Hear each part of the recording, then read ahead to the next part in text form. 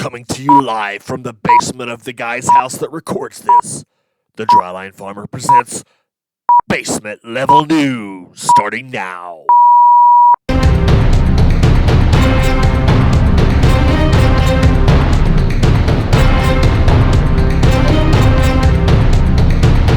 And welcome back. This is Basement Level News. I'm your host, Brent Carlson.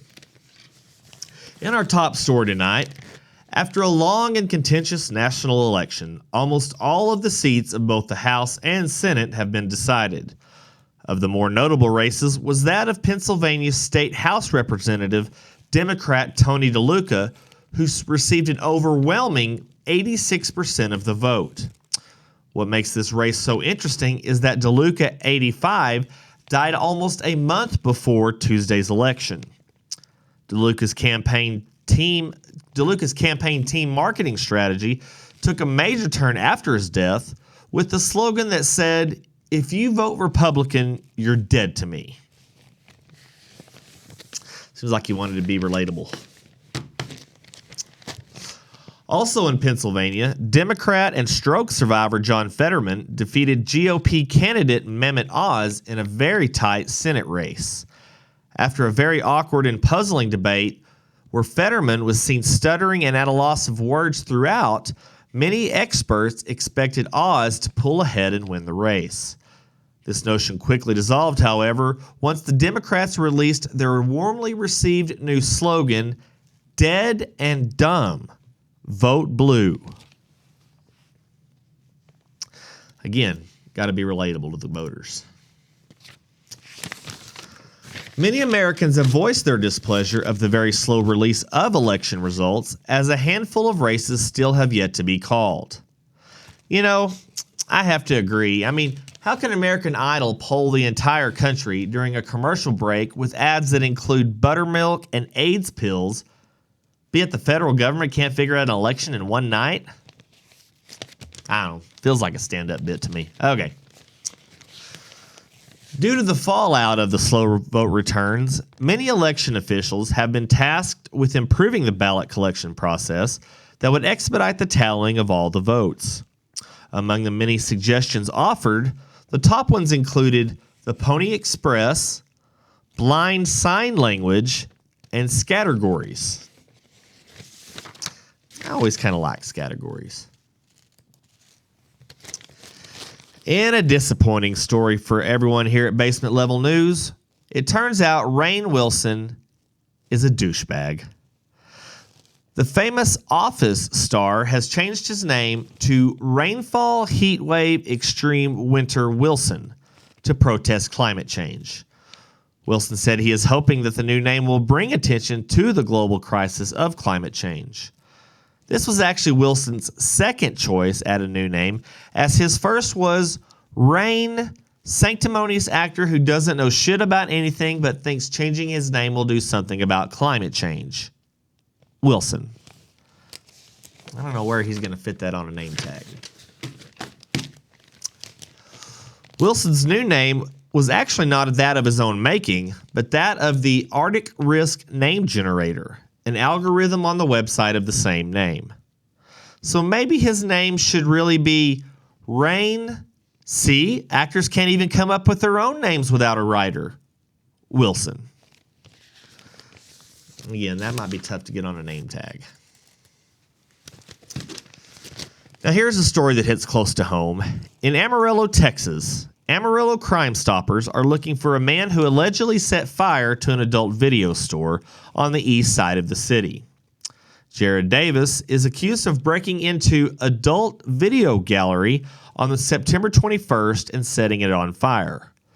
Davis reportedly left a note saying that next on his list would be Radio Shack, Blockbuster Video, and the 1 Hour Photo Place. Those places are hard to find now. In an aviation first, United Airlines has flown its first airplane on 100% biofuel. The Chicago to Washington, D.C. flight ran on a mix of half conventional jet fuel and half synthesized aromatic kerosene made from plant-based feedstocks. So just in case you weren't already afraid of flying, now you can take solace in knowing that your airplane is running on shitty diapers and rotten bananas.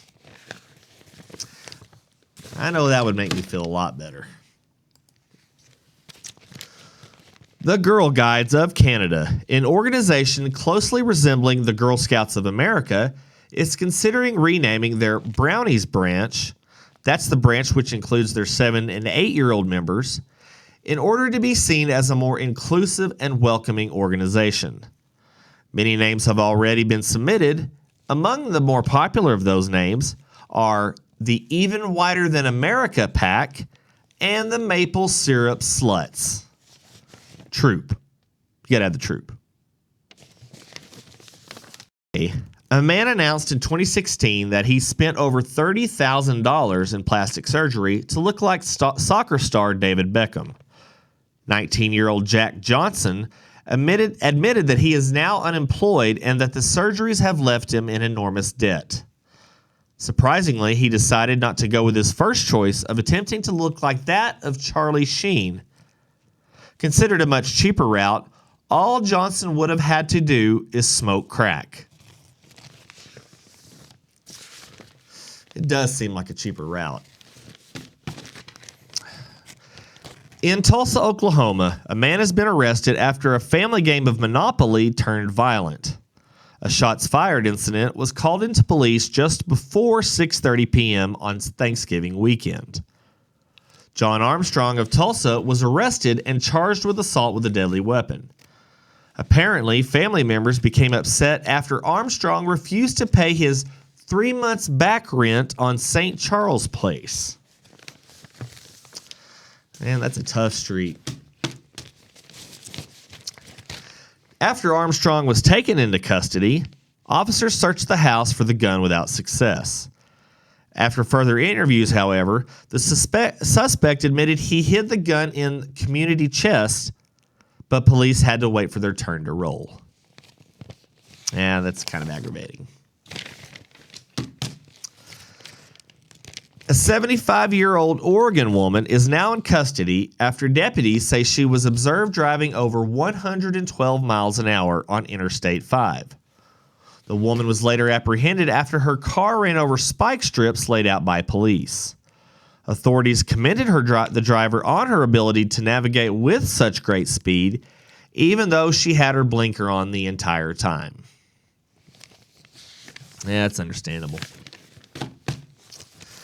And finally, in Fort Lauderdale, TSA officials say that on November 10th, inspectors uncovered a handgun stuffed inside a raw chicken bound for Haiti. Although the TSA has not named the suspect, who is alleged to have hidden the gun in the chicken, wild speculation is that it was Alec Baldwin on his way to his new movie, Chicken Run 3, Haiti Explodes. And for everybody here at Basement Level News, we wish you a good day. I'm Brent Carlson.